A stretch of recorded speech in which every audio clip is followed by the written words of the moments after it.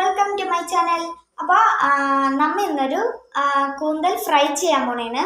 അപ്പോൾ എൻ്റെ പപ്പ വള്ളത്തിലാണ് പോണത്.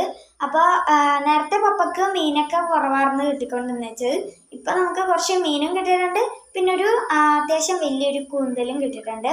അപ്പോൾ നമ്മൾ കൂന്തൽ ഫ്രൈ ചെയ്യുന്ന ഇതാണ് കാണിക്കുന്നത്.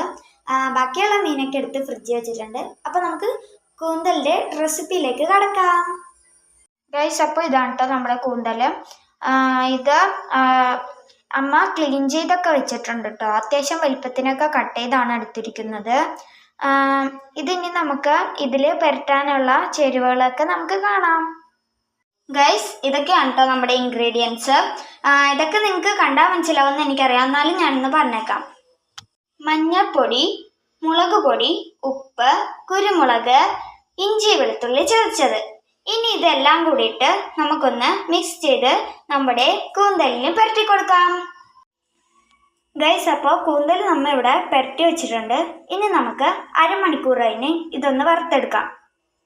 അപ്പോൾ ഗൈസ്, നമ്മുടെ എണ്ണ ചൂടായി വന്നിട്ടുണ്ട്. ഇനി നമുക്ക് കുറച്ച് കരിവേപ്പില ഇട്ട് കൊടുക്കാം.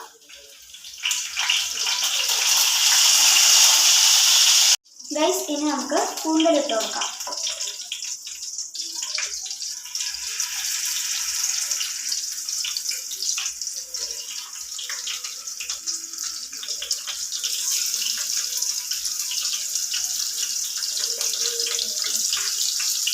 ഗൈസ്, അപ്പോൾ നമ്മുടെ കൂന്തലെല്ലാം നമ്മൾ ഇട്ട് കൊടുത്തിട്ടുണ്ട്. അപ്പോൾ ഇത് പൊട്ടിത്തെറിച്ചത് കാരണം നമ്മൾ മൂടി വെക്കാൻ വേണ്ടി. പൊട്ടിത്തെറിക്കുമെന്ന് എൻ്റെ അമ്മ പറഞ്ഞിട്ട് വേണ്ട, അതാരണമാണ് ഞാനിങ്ങനെ ചെയ്യുന്നത്. അപ്പോൾ ഗൈസ്, നമ്മുടെ ഇത് മറിച്ചിടാനായിട്ടുണ്ട്. അപ്പോൾ നമുക്കിതൊന്ന് മറിച്ചിട്ട് കൊടുക്കാം. അത്യാവശ്യം മുരിഞ്ഞൊക്കെ വന്നിട്ടുണ്ട് കേട്ടോ ഗൈസ്. ഗൈസ്, അപ്പോൾ നമ്മൾ എല്ലാം മറിച്ചിട്ടിട്ടുണ്ട്. ഇനി നമുക്കിതൊന്ന് മൊരിയണ വരെ വെയിറ്റ് ചെയ്യാം. ഗൈസ്, അപ്പോൾ നമ്മുടെ കൂന്തൽ ഇവിടെ റെഡി ആയിട്ടുണ്ട്.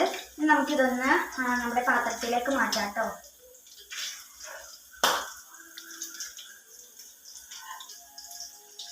ഞാനും എൻ്റെ ചേച്ചിയും കൂടെ ഡെക്കറേറ്റ് ചെയ്താണ് കേട്ടോ ഇത്.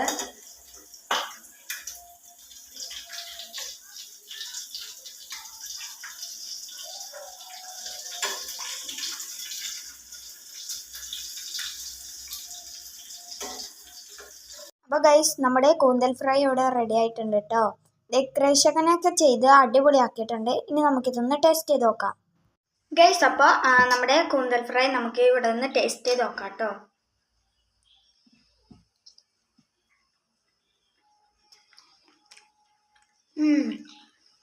സൂപ്പറാണ് കേട്ടോ ഗൈസ്. ഞാൻ വെച്ചാരണം പറയണല്ല, അടിപൊളി ടേസ്റ്റാണ്.